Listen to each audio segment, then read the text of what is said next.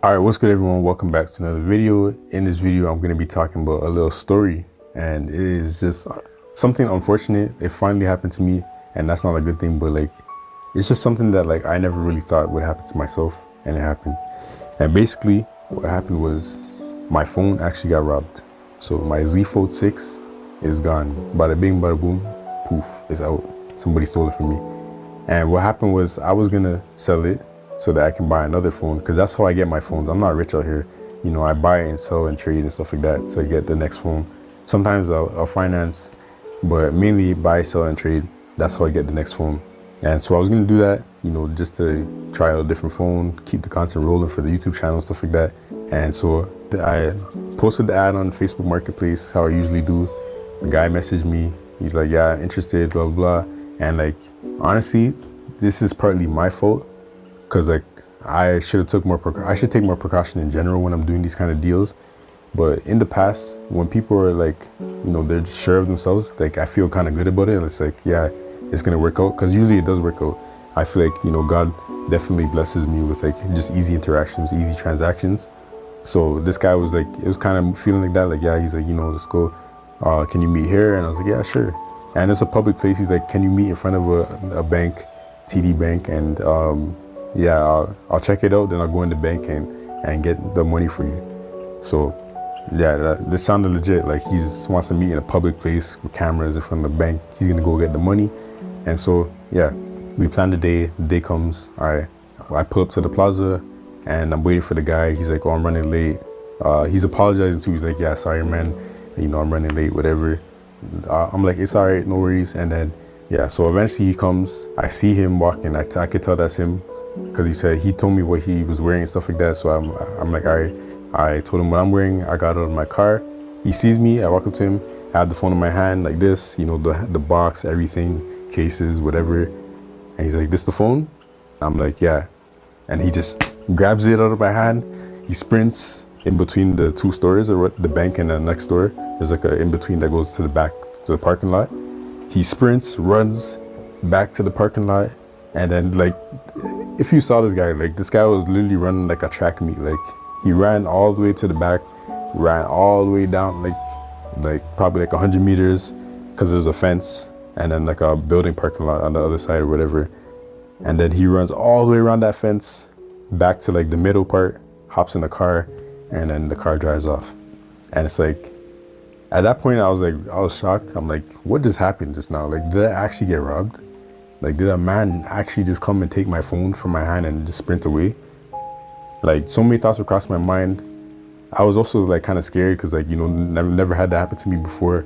And I feel like people who do those kind of things, they're kind of desperate. So like they might, you know, attack you or something like that. They might have a weapon.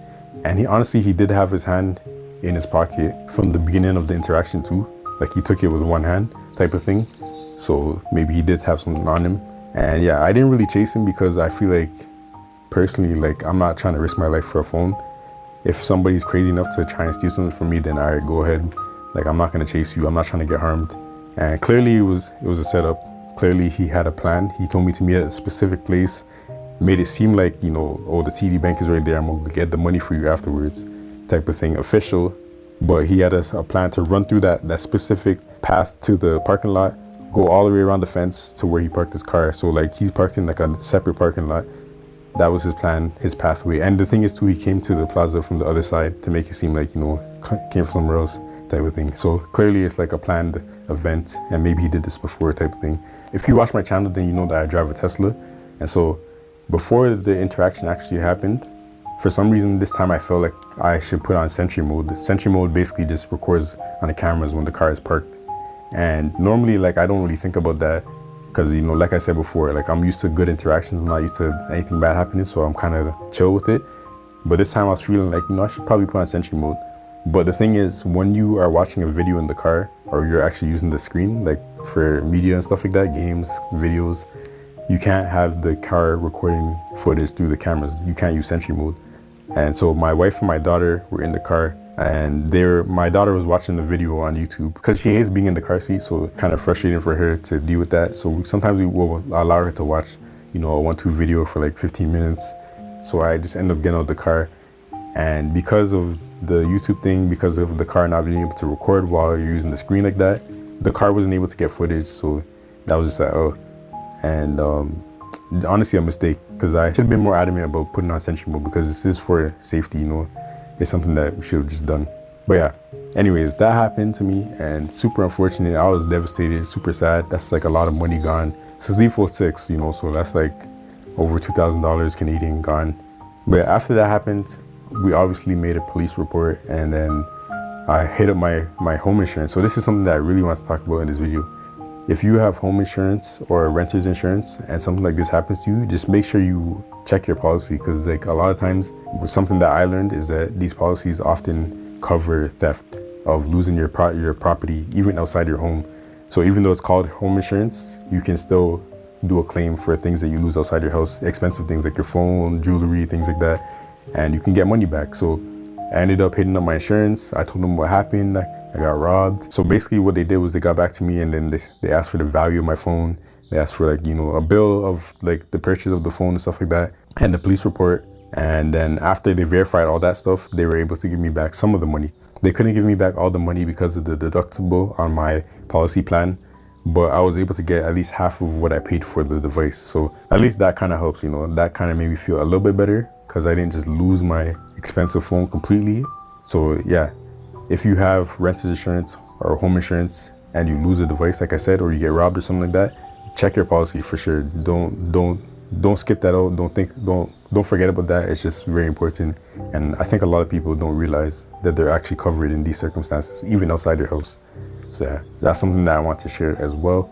And overall, when you're buying and selling on Facebook Market, Kijiji, all these places where you gotta meet up with someone, just take the precautions. Be as safe as possible. You know, if you, like a lot of people that I've traded with, they say, let's go to a police station. And honestly, do that if you need to. Like, I feel like being as safe as possible never hurts anybody.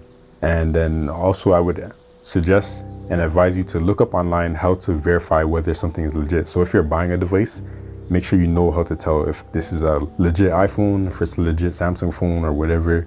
And just always be precautious. Come with another person, you know, try to record if you can. Like, take precautions. Don't be risky like me. Don't just walk into situations completely trusting people, because there's a lot of shady people out there, you know. And honestly, your life is more important than a phone or money. So yeah, just take precautions.